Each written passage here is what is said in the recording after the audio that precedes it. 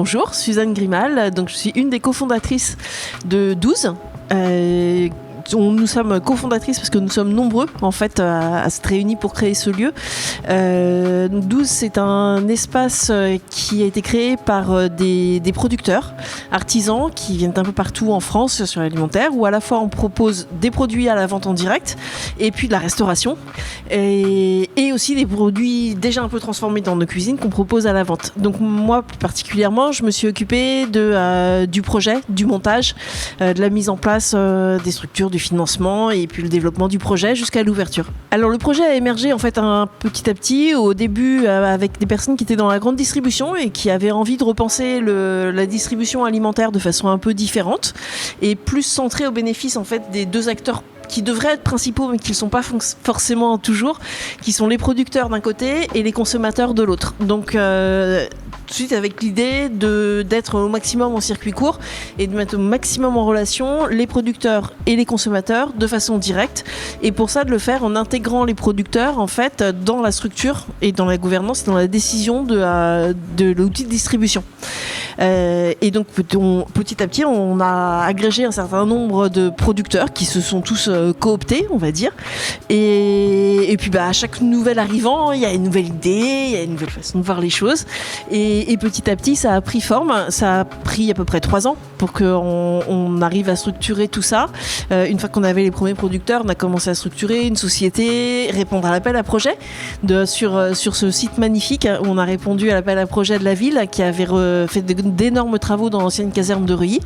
On a eu la chance d'emporter l'appel à projet et donc derrière il a fallu tout mettre en place et puis surtout faire beaucoup de travaux parce que le bâtiment avait été complètement refait dans la carcasse, mais il fallait l'adapter évidemment à notre activité qui nécessite pas mal de matériel technique notamment. Donc on a eu un temps de travaux qui était assez long et qui a été d'autant plus long qu'on avait commencé à la fin 2019 et puis qu'en mars 2020 tout s'est arrêté comme pour tout le monde. Donc tout s'est arrêté pendant 6 mois et puis on a repris tranquillement sur la fin 2020 pour ouvrir en fait la partie commerce, puisqu'on pouvait faire que ça à l'époque, en mars 2021.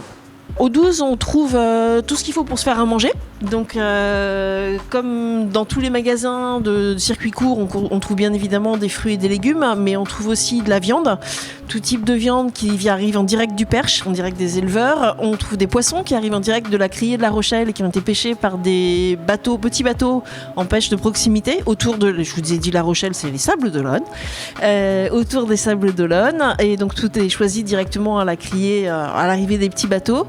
On trouve du fromage qui est affiné à Arras. C'est Jean-François et Virginie Dubois. Virginie est championne du monde de fromage de cette année. On est super fiers. On trouve de la charcuterie qui vient de l'Aveyron. On trouve de la boulangerie.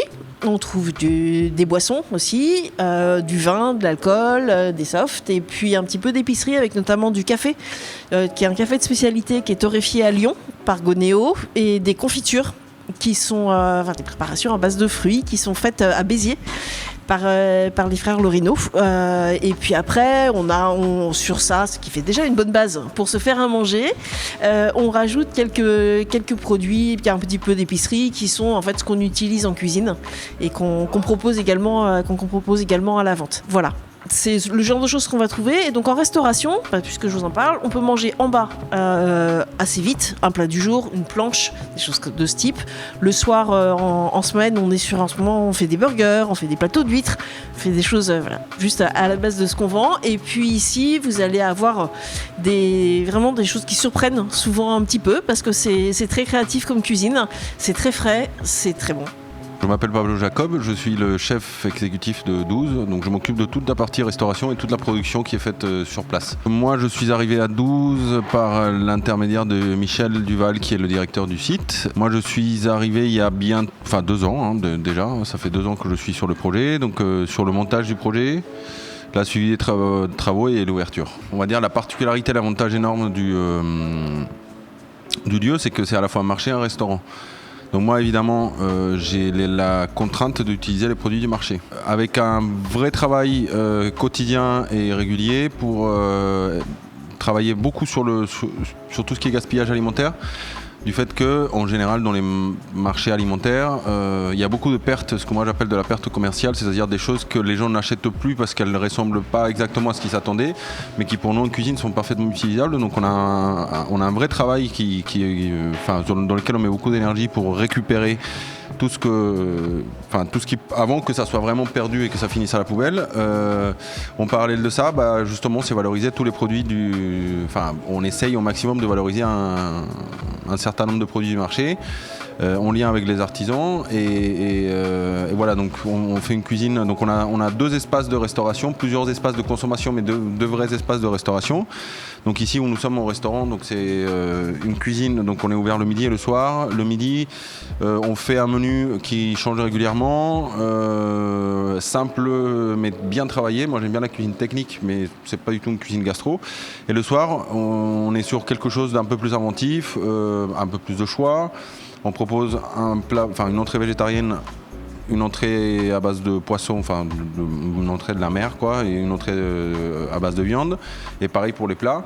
Et la particularité au restaurant, c'est que les garnitures sont à partager. Donc quand vous recevez votre assiette à table, vous n'avez pas de garniture sur l'assiette, donc ça fait peut-être un peu vide. Mais ensuite, on amène les garnitures à table. Ça nous permet, nous, de s'amuser un peu à faire des garnitures différentes et ça nous oblige à réfléchir qu'est-ce qu'on peut faire de partageable, on va dire. Mais aussi, c'est dans l'idée d'avoir une tablée conviviale et casser un peu le code de chacun son assiette, chacun chez soi et encourager un peu au partage à table. Tout ce qu'on produit est vendu sur le marché. Toute une partie charcuterie, traiteur qui est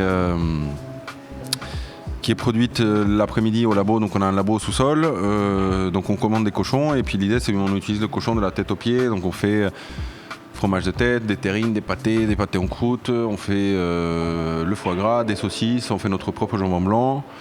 Ensuite, en termes de conserve, on fait des pickles, donc des fermentations, des soupes, des sauces. L'idée, en tout cas ce que je demande à mes équipes, c'est qu'est-ce qu'on voudrait nous trouver dans un commerce alimentaire pour se faciliter la vie et des choses un peu cuisinées sympathiques qui changent un peu et qui sortent un peu de l'ordinaire.